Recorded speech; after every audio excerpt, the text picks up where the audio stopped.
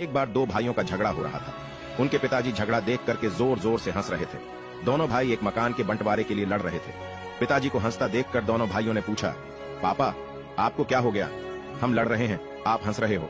पिता ने कहा, बेटा तुम इसके चक्कर में पड़े हो, तुम दोनों कल मेरे साथ चलो, मैं तुम्हें अनमोल खजाना दिखाऊंगा। अगले दिन सभी एक बस की यात्रा के लिए तैयार थे। बस में अंदर चढ़े तो 2 ही सीट खाली थी, जाने वाले 3 थे। पिता के पास में थोड़ी देर के लिए एक भाई बैठा, दूसरा भाई खड़ा रहा। कुछ घंटे बाद वे गांव में पहुंचे तो पिताजी उनको पुरानी हवेली पर लेकर गए। वहां जाकर पिताजी भावुक हो गए। हवेली खंडहर हो चुकी है, कबूतरों ने घोंसले बना लिए, झाड़ियां उग आई हैं। पिताजी रोते चले जा रहे थे और उनसे कह रहे थे, देख रहे हो हवेली, इस हवेली में तुम्हारा बचपन बीता है। इस हवेली के लिए मैंने अपने बड़े भाई से लड़ाई की, मरने मारने पर उतारू हो गया जैसे कल तुम लड़ रहे थे। आज हवेली तो मुझे मिल गई थी, लेकिन भैया विदेश चले गए। मुझसे कहा तू ये मकान रख, रिश्ता खत्म। मैंने अपने भाई को खो दिया इस हवेली के चक्कर में, और आज ये हवेली खंडहर बन चुकी है।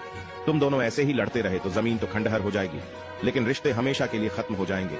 जिस बस की सीट पर बैठकर आए वो क्या जीवन भर के लिए तुम्हारी हो सकती है? भाइयों ने कहा, नहीं, क्या बात कर रहे हो आप, बस में सवारी बदलती रहती है। पिताजी ने कहा, बस यही जिंदगी है, सवारी बदलती रहेंगी। जो चीज थोड़ी देर के लिए मिली है उसके लिए झगड़ना बंद करो, खुश रहिए, मोहब्बत से रहिए।